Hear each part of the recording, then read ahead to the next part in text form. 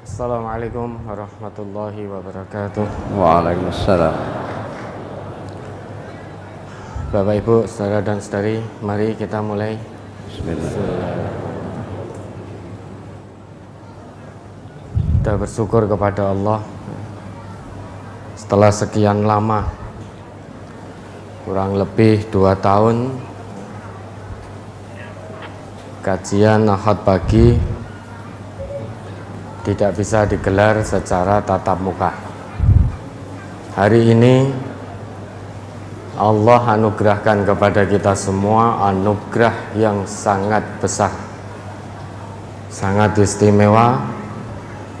Meski masih secara terbatas, masih dengan protokol kesehatan, namun kita bisa ngaji secara tatap muka dengan terbatas.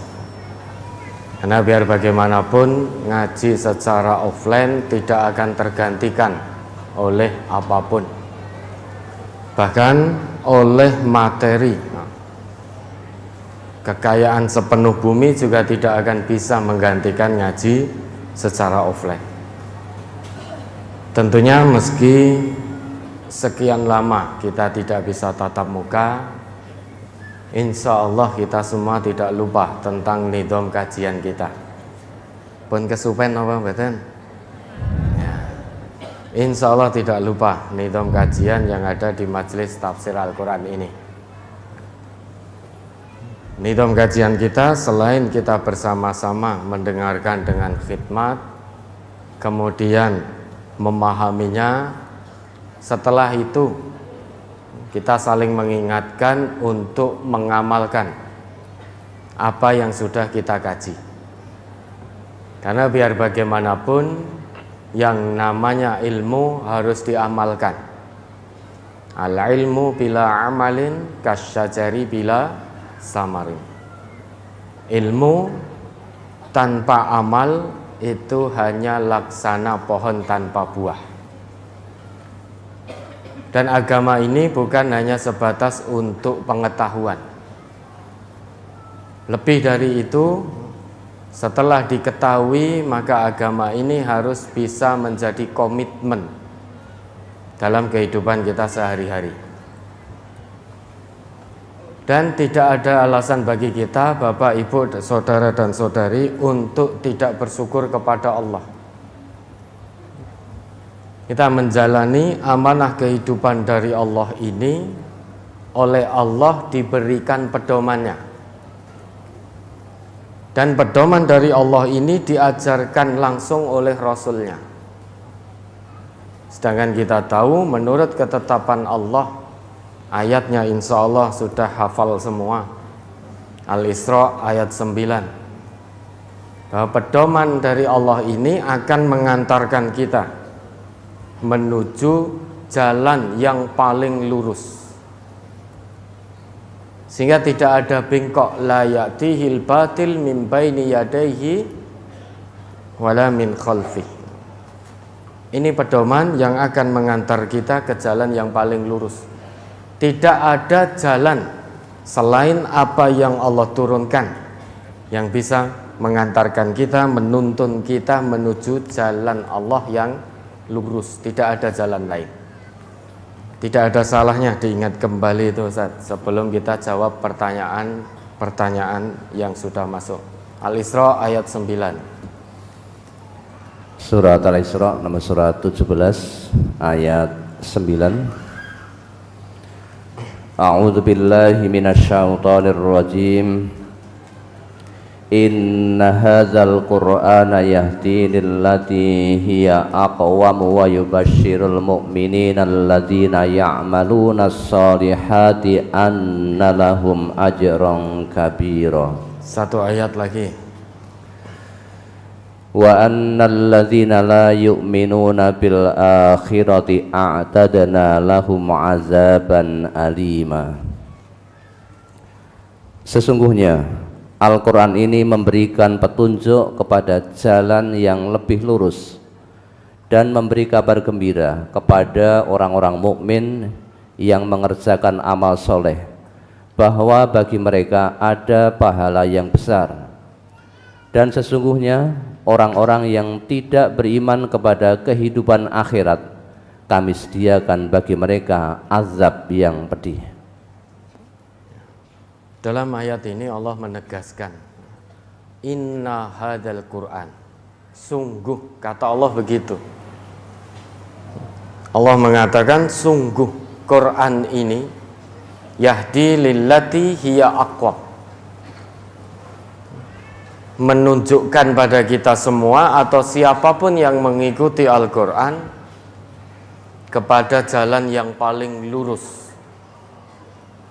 Selain itu, kata Allah, Quran ini juga akan menjadi kabar gembira, membawa berita gembira.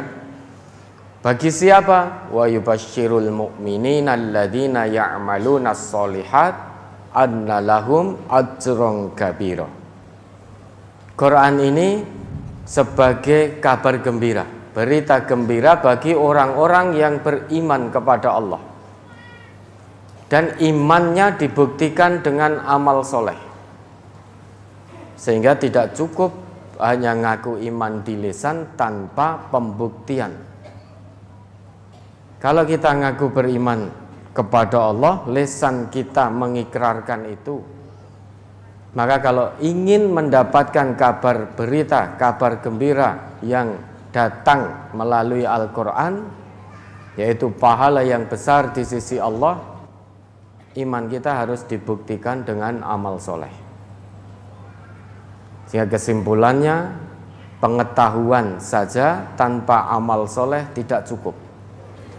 Pengakuan iman saja, sekalipun lisan kita senantiasa terbasahi oleh kalimat amantu billah, aku beriman kepada Allah, namun tidak dibuktikan dengan amal soleh, maka pengakuan imannya sia-sia.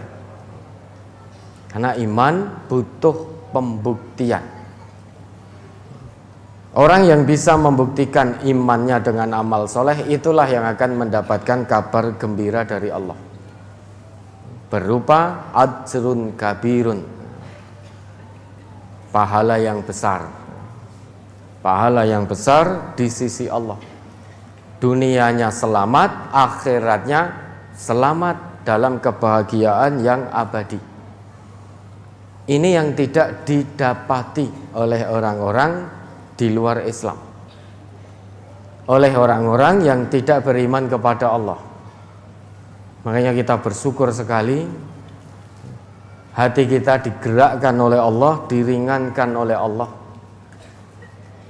menjalani amanah kehidupan dari Allah ini di bawah bimbingan, di bawah naungan Al-Quran. Silahkan kalau mau mencari jalan selain Al-Quran. Namun ingat, orang yang mencari jalan selain Al-Quran, dia tidak akan selamat. Itu ketetapan Allah. Ketetapan Allah mutlak sifatnya, tidak bisa ditawar apapun alasannya. Maka semaksimalnya dalam menjalankan ketetapan Allah ini, kita jalankan dengan penuh maksimal. Jangan hanya dengan santai-santai saja. Diiming-imingi oleh Allah, dituntun ke jalan yang paling lurus sampai ke surga, masa kita tidak kepingin? Kita diiming-imingi oleh manusia mendapatkan kesenangan dunia yang sifatnya sementara. Banyak di antara kita yang kepingin, bahkan kita mengusahakannya dari pagi, siang, sore, malam, mungkin pagi lagi. Dari bangun tidur sampai tidur lagi, untuk mendapatkan kesenangan dunia yang semu saja banyak orang yang berusaha dengan sungguh-sungguh. Masa diiming-imingi oleh Allah dengan surganya, masa kita tidak kepingin? Na'udzubillah. Maka maksimal. Untuk bisa maksimal harus melakukan tadabbur Al-Quran, interaksi dengan Al-Quran, sehingga hidupnya senantiasa dibimbing oleh Al-Quran. Kita berinteraksi dengan Al-Quran, pasti tidak akan celaka, pasti tidak akan sesat. Tapi kalau kita mengingkari satu ayat saja yang ada dalam Al-Quran, jaminannya sesat. Innal ladzina kafaru bidzikri lamma ja'ahum wa innahu lakitabun aziz. Kata Allah begitu di dalam Quran surat Fussilat, ayat 41 atau 42 itu. Sesungguhnya orang yang mengingkari Al-Quran pasti dia akan celaka. Pasti, jaminan dari Allah ini. Orang yang mengkufuri Al-Quran pasti akan celaka, siapapun itu, setinggi apapun pangkat dan jabatannya, sebanyak apapun harta kekayaannya, semulia apapun status sosial masyarakatnya di mata manusia. Kalau dia mengingkari Al-Quran pasti akan celaka, pasti akan sesat. Maka Al-Quran tidak membeda-bedakan apakah fulan itu seorang pejabat atau rakyat, apakah seorang kaya atau orang yang fakir miskin, orang yang terpandang di tengah masyarakatnya atau orang yang dipandang sebelah mata, karena mungkin pekerjaannya dianggap kasar dan tidak terhormat. Allah tidak membeda-bedakan itu semua. Quran tidak membeda-bedakan. Quran tidak mengatakan orang yang berpangkat otomatis mulia, tidak. Quran juga tidak mengatakan orang kaya pasti mulia, pasti di surga, juga tidak. Yang fakir miskin pasti di neraka, itu pun juga tidak dikatakan oleh Al-Quran. Yang membedakan antara kaya, miskin, punya jabatan atau tidak, terpandang oleh masyarakatnya atau tidak, itu tolak ukurnya takwa. Inna akramakum indallahi atqakum, itu kata Allah. Maka mari Bapak Ibu, saudara dan saudari, di sisa usia yang masih Allah berikan, kita gunakan waktu sebaik mungkin untuk mencapai derajat ketakwaan di sisi Allah. Jangan sampai hati kita keras dalam arti menolak kebenaran yang datangnya dari Allah dan juga Rasulullah. Begitu banyak manusia sudah tahu ketetapan Allah dan Rasul, namun menolak, tidak mau melaksanakan. Maka celaka. Fawailul lil qasiyati qulubuhum min dzikrillah. Az-Zumar ayat 22. Diingat kembali itu. Afaman syaraha sadrahu lil islami fahuwa ala nurim mir rabbih fawailul lil qasiyati min dzikrillah ulaika fi dhalalim mubin. Surah Az-Zumar surat 39 ayat 22. Afaman syarahallahu sadrahu lil islami fahuwa ala nurim mir rabbih fawailun lil qasiyati qulubuhum min dzikrillah ulaika fi dhalalim mubin. Maka apakah orang-orang yang dibukakan Allah hatinya untuk menerima agama Islam, lalu ia mendapat cahaya dari Tuhannya, sama dengan orang yang membatu hatinya? Maka kecelakaan yang besarlah bagi mereka yang telah membatu hatinya untuk mengingat Allah.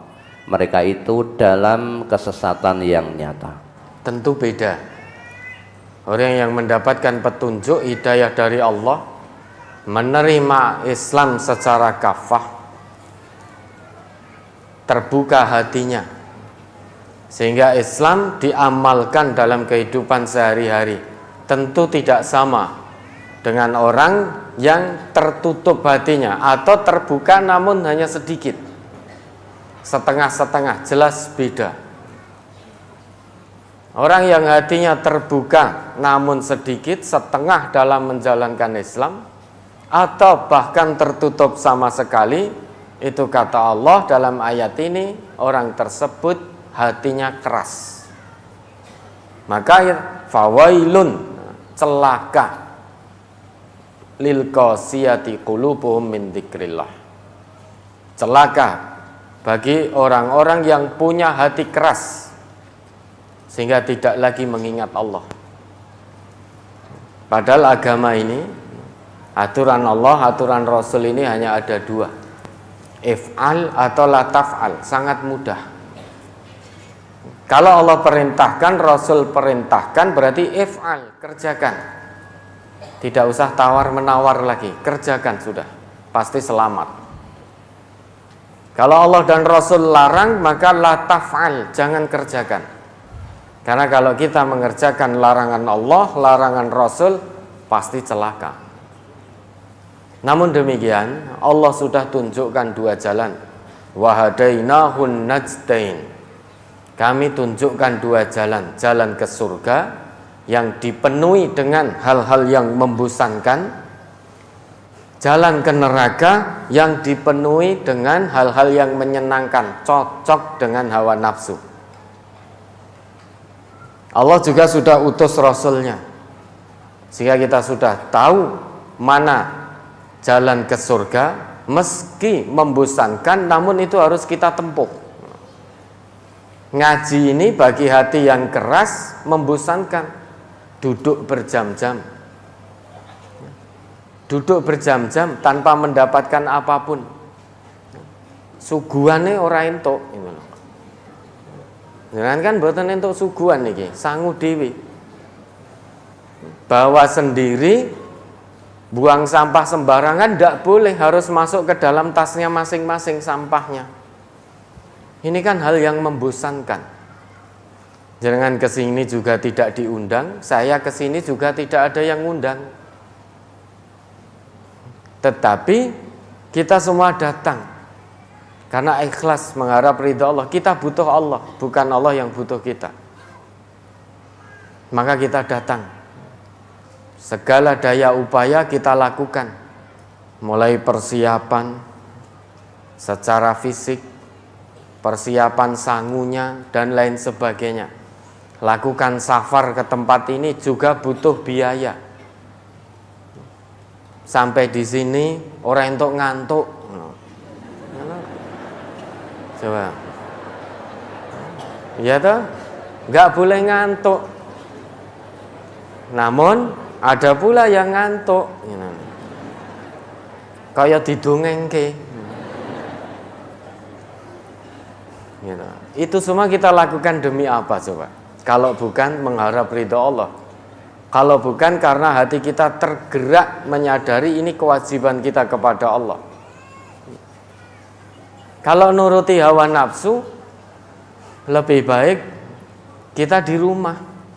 Apalagi harinya hari Ahad, hari keluarga, family time,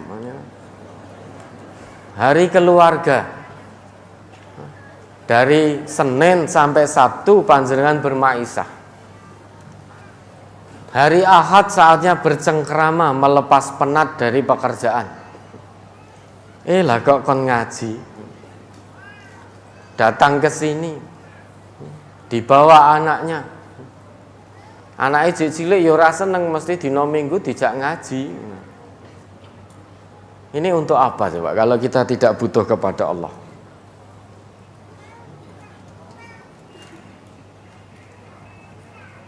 Makanya kita harus bersyukur kepada Allah. Hati kita digerakkan, tidak ditutup oleh Allah. Sehingga mudah-mudahan kita bisa menerima hidayah Allah ini. Allah memberikan taufik kepada kita.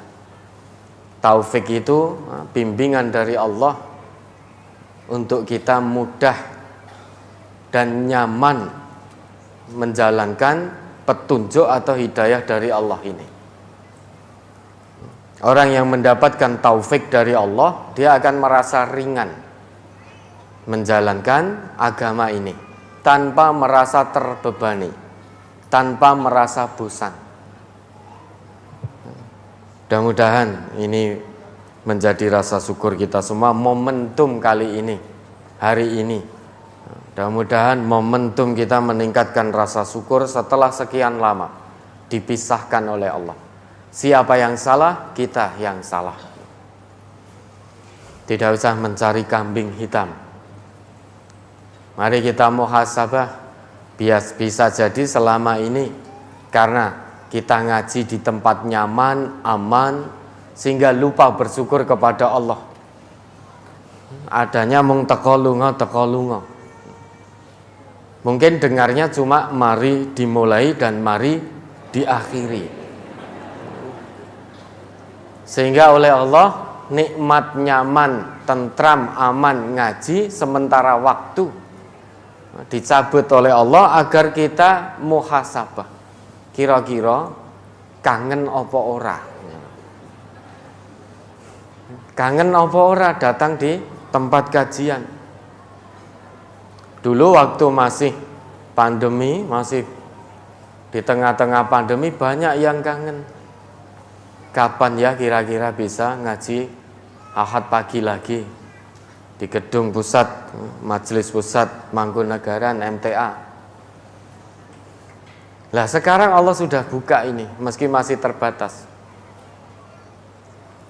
Mungkin ya jadi males. Oh, kondisi sudah aman, sudah lumayan aman, kajian sudah dibuka. Dulu sebelum pandemi ya jarang datang, ketika pandemi pengen datang, ketika sekarang level 1 tidak mau datang lagi.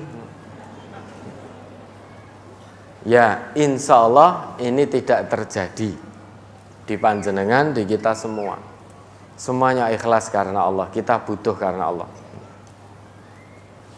Ya mudah-mudahan Allah meridhai ini sebagai muqaddimah. Oke, untuk berikutnya mari ya. Kalau ada pertanyaan, Ustaz Ghazali, mari kita jawab pertanyaan-pertanyaan yang sudah masuk. Karena pertanyaan ini sangat numpuk. Panjenengan di rumah dengan sare pegang HP tanya ke sini. Ya. Tanya, sedang makan tanya, mas tinggal WA gitu saja dikirimkan, numpuk ini pertanyaan. Oke, mari Ustaz lanjutkan. Pertanyaan tanggal 5 Desember nomor 9. Oh, 5 Desember. Sekarang sudah Mei, bentar lagi Desember lagi. Oke, mari mudah-mudahan Allah berikan pertolongannya pada kita.